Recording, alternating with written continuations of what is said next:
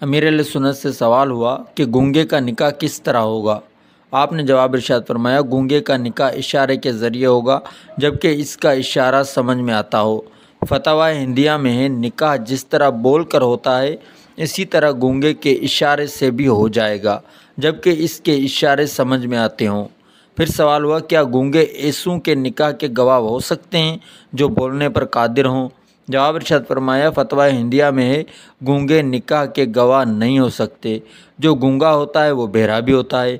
ہاں، اگر گونگا ہو بہرا نہ ہو سکتا ہے۔ پھر سوال ہوا، اگر دو گواہوں میں سے اگر ایک گواہ بہرا ہو اور کوئی اس کے کان میں چیخ کر کہے اور وہ سن لے تو کیا اب نکاح درست ہو جائے گا؟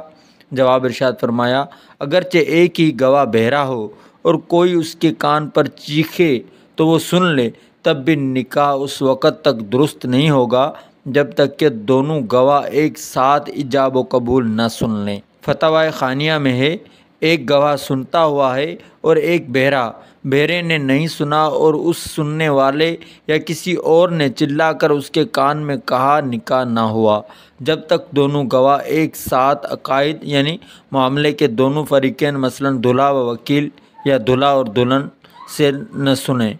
پھر سوال ہوا، نکاح میں ایجاب و قبول سے کیا مراد ہے؟ جواب ارشاد فرمایا، ایجاب و قبول مثلاً ایک کہے کہ میں نے اپنے کو تیری زوجیت میں دیا، دوسرا کہے کہ میں نے قبول کیا، یہ نکاح کے رکن ہیں۔ پہلے جو کہے وہ ایجاب ہے اور اس کے جواب میں دوسرے کے الفاظ کو قبول کہتے ہیں۔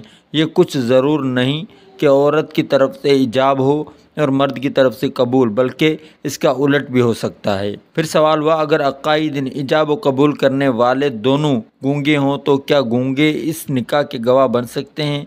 جواب ارشاد فرمایا، جی ہاں، اگر مرد و عورت دونوں گونگے ہوں تو گونگے اور بہرے بھی اس نکاح کے گواہ ہو سکتے ہیں، جیسا کہ فتویٰ شامی میں ہے، ایجاب و قبول کرنے والے دونوں گونگے ہوں تو نکاح اشارے سے ہوگا، لہٰذا اس نکاح کا گواہ گونگا بھی ہو سکتا ہے اور بہرا بھی۔